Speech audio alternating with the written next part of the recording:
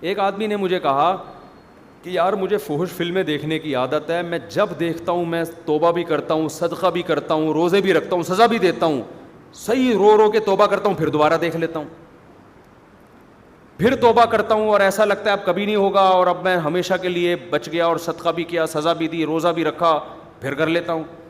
میں نے اس سے کہا, میں نے کہا اس روش سے باز نہیں آنا, یعنی اس توبہ سے, یہ سوچ کے کہ مجھ سے بار بار گناہ ہو جاتا ہے تو اب میں صدقہ نہیں دوں گا, روزہ نہیں رکھوں گا اور اب میں گناہ پہ کمپرومائز کر لوں گا, یہ کبھی نہ کرنا. سمجھ میں آ رہی ہے بات میں کیا کہنا چاہ رہا ہوں؟ بے شک بار بار گناہ ہو رہا ہے لیکن بار بار توبہ بھی تو ہو رہی ہے نا. ٹھیک ہے گناہ چھوٹ نہیں رہا, یہ غلط ہے, اصل تو یہ کہ چھوڑو اس کو. لیکن میں نے کہا اگر یہ کہہ کے توبہ یا صدقہ یا سزا دینا چھوڑ دی نا تو پھر اس سے آگے جاؤ گے. ابھی اس سزا کی وجہ سے وہیں بریک لگی ہوئی ہے آپ کی. شیطان پتہ ہے کیا کہتا ہے؟ شیطان کہتا ہے تو نے 20 دفعہ توبہ کی ہے, 20 دفعہ اپنے آپ کو سزا بھی دے چکا ہے, روزہ رکھ کے یا صدقہ کر کے, جو بھی سزا انسان اپنے لیے متعین کرے, اور پھر بھی ہو رہا ہے تو چھوڑ یار, کرتا رہے اب یہ بیٹھ کے. یہ شیطان کا بڑا حربہ ہوتا ہے, کیونکہ یاد رکھو آپ نے خواہش پوری کر لی, یہ خواہش یہاں رکے گی نہیں, نا, یہ آپ کو آگے بڑھائے گی, زنا کی طرف لے کے جائے گی. یہ دماغ سے نکال دو کہ یہیں بریکیں لگیں گی. یہ جتنے بڑے بڑے دنیا میں عیاش اور کبیرہ گناہوں کے مرتکب ہیں, یہ پہلے چھوٹے گناہ کرتے ہیں پھر یہاں تک پہنچتے ہیں. اچانک بڑے ڈاکو جو ہوتا ہے نا, جو بینکوں کو لوٹ رہا ہے اور ہزار گز کے بنگلوں میں ڈاکو بنا ہوا ہے, یہ پہلے مسجدوں سے چپل چراتے ہیں. یہاں سے شروع کرتے ہیں, انڈیکیٹر لے کے نکل لیے کسی بائک کا, کسی کی جیب سے 50 روپے نکال لیے, اماں کے پرس سے 50 روپے نکال دیے, ابا کی پینٹ سے 20 روپے نکال لیے. یہاں سے ہوتے ہوتے آہستہ آہستہ کانفیڈنس پیدا ہوتے ہوتے پھر بڑے بڑے بنگلوں کو لوٹتے ہیں. یہ کوئی ایسا نہیں ہوتا بالغ ہوتے ہی ایک دم کسی بلڈنگ میں ڈاکہ مارے, ایسا نہیں ہوتا. اگر آپ نے گناہ سے توبہ نہیں کی اور اپنے اوپر جرمانہ دے کے, اور پھر میں نے کہا بھائی جب آپ کو یہ فحش فلموں کی عادت پڑ چکی ہے تو نیٹ استعمال نہ کرو میرے بھائی.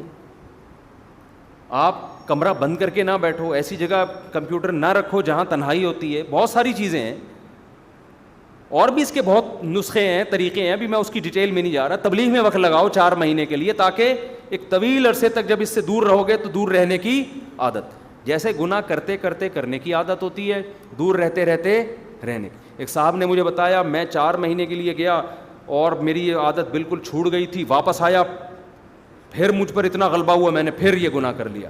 اب وہ مایوس ہو گیا, یار 4 مہینے لگانے کا بھی کوئی فائدہ نہیں. میں نے کہا نا, یہ 4 مہینے تک اتنا دور رہے ہو نا تو یہ شیطان نے بہت تمہارے دل میں وہ جمع کر دیا تھا ایک گناہ کا جذبہ.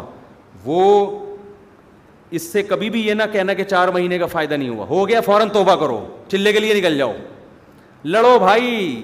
ہتھیار ڈال دیے تو جہنم کی آگ ہے, لڑتے رہے تو شاید اللہ بخش دے گا. نہیں آئی بات میرا خیال ہے. لڑتے لڑتے مر گئے نا, بخشش کا چانس ہے, اللہ کہے گا اپنی طرف سے پوری کوشش کر رہا تھا, یہ کچھ اللہ بھی تو کرے گا نا.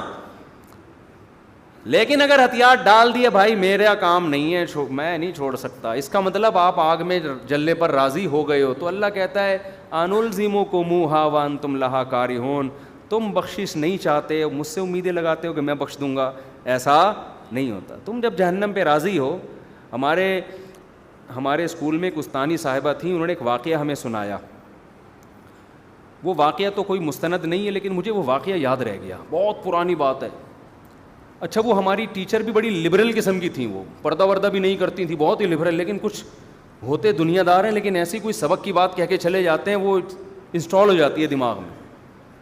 انہوں نے واقعہ سنایا, یہ واقعہ کوئی مستند نہیں ہے, میں نے کسی مستند کتاب میں نہیں پڑھا, لیکن اس سے جو سبق مل رہا ہے نا وہ سبق کیا ہے, وہ سبق بالکل ٹھیک ہے. تو میں اس نیت سے سنا رہا ہوں کہ واقعہ ہو سکتا ہے ہو بھی, ہمارا علم ایسا تو نہیں ہے کہ ساری کائنات کا ہمیں علم ہے, ہو سکتا ہے وہ کسی مستند کتاب میں, مستند روایت میں. تو انہوں نے کہا کہ ایک عورت سے کوئی گناہ ہو گیا, بدکاری ہو گئی. وہ موسیٰ علیہ السلام کے پاس آئی اور کہنے لگی کہ مجھ سے ایک بہت بڑا جرم ہو گیا ہے, آپ اللہ سے پوچھ کے بتاؤ کہ کیا میرا وہ جرم معاف ہو جائے گا اگر میں سچے دل سے توبہ کروں اور دوبارہ کبھی اس گناہ کے قریب نہ جاؤں. تو موسیٰ علیہ السلام نے کوہ طور پہ اللہ سے پوچھا تو اللہ نے کہا کہ ہاں اس عورت کو بول دو کہ اگر سچی توبہ کر لی اور دوبارہ کبھی کرنے کا ارادہ نہیں ہے تو معاف. اچھا اس عورت نے گناہ نہیں بتایا کہ کیا ہوا. تو اس عورت نے کہا موسیٰ علیہ السلام سے کہ چھوٹا گناہ نہیں ہے, بہت بڑا گناہ ہے, دیکھ لو اللہ سے دوبارہ پوچھو, شاید آپ کو بات سمجھ میں آئی نہیں ہے, چھوٹا موٹا نہیں ہے. یعنی وہ عورت بھی حیرت تھی, اتنا بڑا گناہ کیسے معاف ہو جائے گا بھائی, تو اللہ سے دوبارہ پوچھو. تو موسیٰ علیہ السلام نے دوبارہ پوچھا, اللہ نے کہا معاف کر دوں گا اگر یہ سچے دل سے توبہ کر لے. پھر آئے تو اس عورت نے پھر کہا دوبارہ پوچھیں, چھوٹا گناہ نہیں ہے. اب دیکھو اللہ معاف کرنا چاہ رہا ہے اور ان کو کیا ہو رہی ہے, وہی تکلیف ہو رہی ہے, ان کو تکلیف ہو رہی. موسیٰ دوبارہ پوچھ کے آؤ. موسیٰ علیہ السلام دوبارہ پوچھ کے, اللہ نے کہا بول دیا بھائی جتنا بھی بڑا گناہ ہو سچی توبہ کر لی, آئندہ نہ کرنے کا عزم معاف. جب تیسری دفعہ پوچھ کے آئے اس عورت نے کہا زنا ہوا ہے مجھ سے, بدکاری ہوئی ہے, یہ کیسے معاف ہوگا, دوبارہ پوچھ کے آؤ. اب یعنی اس عورت نے کہا پورا میں گناہ کا بتا کے بتاؤں نا, ایسے شاید ان کی سمجھ میں نہیں آ رہا ہے. تو موسیٰ علیہ السلام اللہ کے پاس گئے, وہ کہہ رہی بدکاری ہوئی ہے. اللہ نے کہا اب نہیں معاف کروں گا میں, اب میں اس کو معاف نہیں کروں. تو پتہ نہیں مستند ہے نہیں ہے, لیکن اس سے جو میسج مل رہا ہے وہ کیا مل رہا ہے کہ جب آپ خود اس پہ راضی ہو گئے کہ یار یہ میری سمجھ میں نہیں آ رہا کیسے معاف ہوگا, اور پتہ نہیں اللہ, یعنی آپ اپنے گناہ کو اللہ کی رحمت سے کیا سمجھ رہے ہو, بڑا سمجھ رہے ہو. تو اللہ کہتے ہیں جب تجھے ہی اعتراض ہو رہا ہے کہ میں معاف نہیں کر سکتا تو پھر جاؤ, پھر جہنم میں جلنے کا شوق ہے تو جاؤ نا بھائی. جس کو جہنم کا خوف ہے اس کو تو تھوڑی سی امید بھی کافی ہے یا نہیں ہے, تھوڑی سی امید بھی کافی ہے اس کے لیے. یار تھوڑی سی بھی کہیں سے سرا مل جائے نا تو اسی سرے کو, ہم تو بچنا ہے جہنم سے, چاہے بار بار گناہ ہو رہا ہے بھائی اللہ سے کہنا ہے ہم نہیں جا سکتے, ہمیں نہیں چاہیے جہنم, چاہے میرے سے 100 دفعہ ہو معاف کرنا ہے تجھے, صحیح ہے نا, ہم نہیں, ہمیں سے برداشت نہیں ہوتا. تبھی تو حدیث میں آتا ہے کہ اللہ سے یوں نہ دعا کرو اے اللہ تو چاہے تو معاف کر دے, چاہے تو معاف نہ کرے, تو چاہے تو میری دعا قبول کر لے. تو کہا کہ اللہ جو چاہے گا وہی ہوگا. ہم نے دعا میں اللہ سے مانگنی اللہ تو نے یہ کام کرنا ہے, باقی اللہ تو کرے گا وہی جو اس کی چاہ. لیکن بھائی ہم یہ نہیں کہہ سکتے اے اللہ ایکچولی میں چاہتا تو ہوں جہنم سے بچنا, تو اگر چاہے تو مجھے بچا لے جہنم سے. یہ عبدیت کے خلاف ہے. اللہ نہیں بھائی ہم نہیں جہنم میں جا سکتے, ہم اگر بار بار گناہ ہم سے ہو رہا ہے, شیطان مروا رہا ہے ہمیں, کروا رہا ہے, ہمارا بیڑا غرق کر رہا ہے, ہم ندامت ہوتی ہے یار یہ کیا ہو گیا ہم سے, معافی چاہیے موت سے پہلے پہلے, کیونکہ موت کا کچھ پتہ نہیں ہے. گناہ ہو گیا فوراً توبہ کی طرف دوڑو بھائی, موت سے پہلے ہاتھ اٹھانے کی توفیق مل جائے, بڑی نعمت ہے اللہ کی. کیونکہ اللہ جیسے گناہ سے ناراض ہوتا ہے تو گناہ سے توبہ کرنے پر خوش بھی تو ہوتا ہے نا. یہ نظام عدل تھوڑی ہے کہ جب گناہ ہوا تو سزا دے رہا ہے اور جب گناہ کی معافی مانگ رہے ہو تو پھر جزا نہیں دے رہا. وہ کہے گا بھائی جیسے گناہ پہ عذاب دیتا ہوں ایسے ہی توبہ ایک نیکی ہے, اس توبہ پہ کیا کرتا ہوں میں, خوش بھی تو ہوتا ہوں میں. ہمارے ایک دوست تھے بچپن میں, ان کو شراب کی اور الٹی سیدھی چیزوں کی عادت پڑ گئی. ان کو میں کسی خانقاہ میں لے گیا, حضرت حکیم اختر صاحب رحمہ اللہ تعالیٰ بڑے بزرگ تھے, زندہ تھے, ان کے پاس میں لے گیا, میں نے ان سے اس کو بیعت کروا دیا.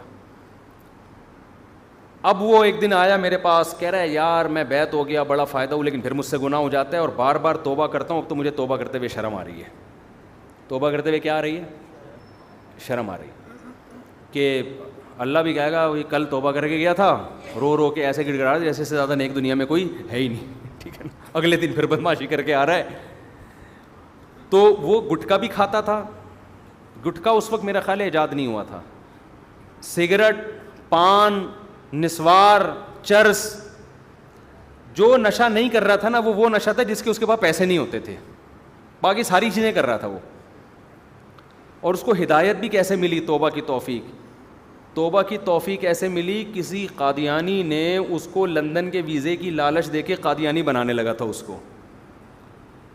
اچھا ہم سے آ کے قادیانیوں کے فیور میں بات کرتا تھا. میں اسے سمجھاتا تھا بھائی مرزا غلام احمد قادیانی جھوٹا نبی ہے, ایمان کیوں بیچ رہا ہے تو ہمارا, کیونکہ دوست تھا نا, اس کو ہم سمجھا رہے یار تو شراب کباب سے اب یہاں بھی تو ایمان بیچ رہا ہے, کیا کر رہا ہے.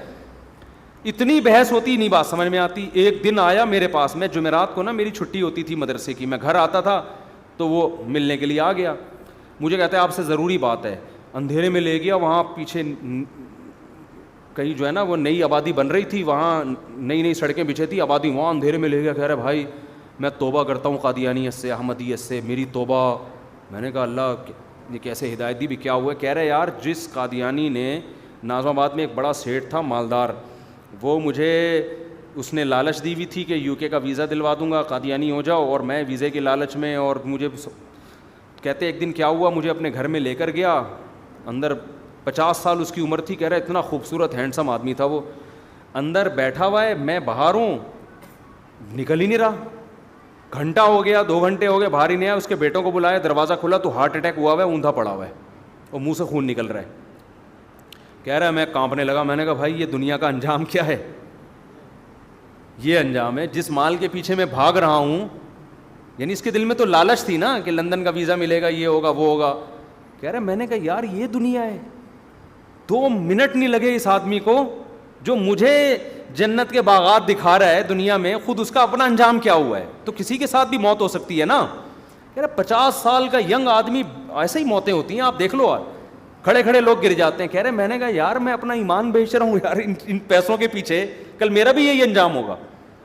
تو اس کے الفاظ میں بتا رہا ہوں. قادیانی اعتراض کریں گے کہ یار یہ کیسی باتیں کر رہا ہے, میں اس کے الفاظ بتا رہا ہوں جو میں نے خود سنے ہیں. قادیانی اس کو مانے نہ مانے یہ ان کا مذہب ہے.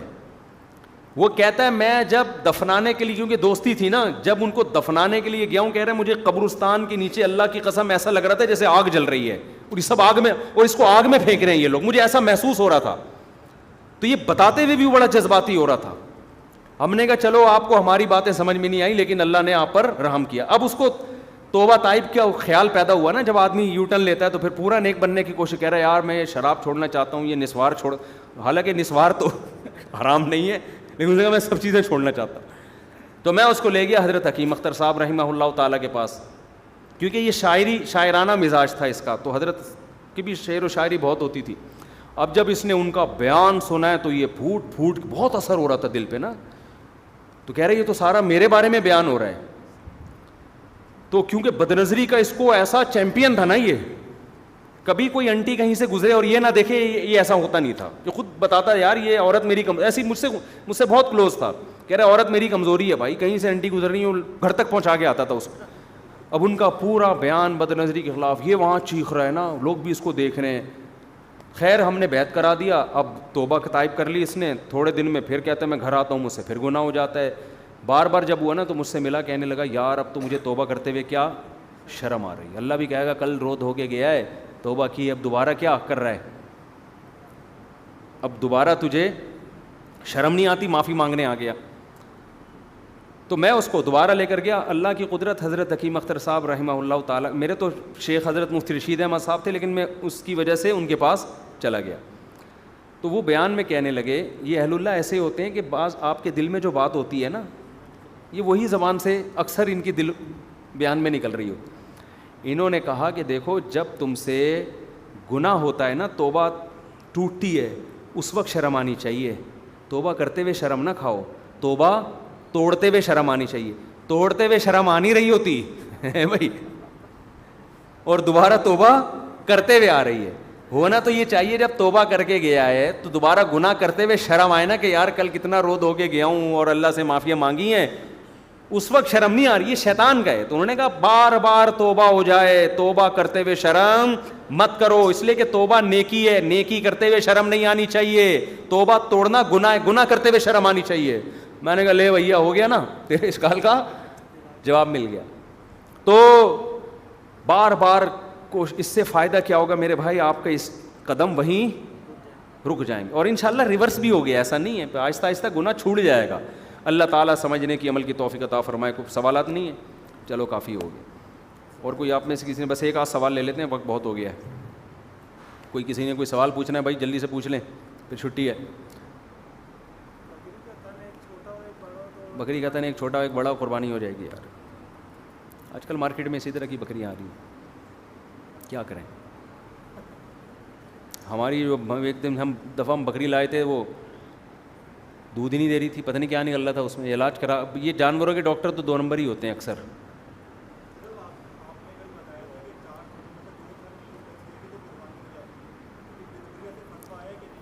اچھا میں فتویٰ دیکھ لیتا ہوں جناب. چلیں بھائی بس یہ ایک سوال لے لیتے ہیں. کوئی الگ سے دعا نہیں اجتماعی قربانی کی. جی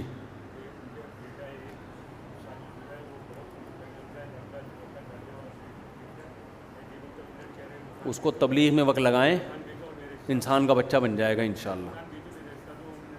نہیں، تبلیغ کسی کو اخلاق سکھانے ہو نا، تبلیغ سے بہتر کوئی راستہ نہیں ہے، تمیز سیکھ کے آئے گا انشاءاللہ۔ چلیں جی، سبحانک اللہم و بحمدک، نشہد ان لا الہ الا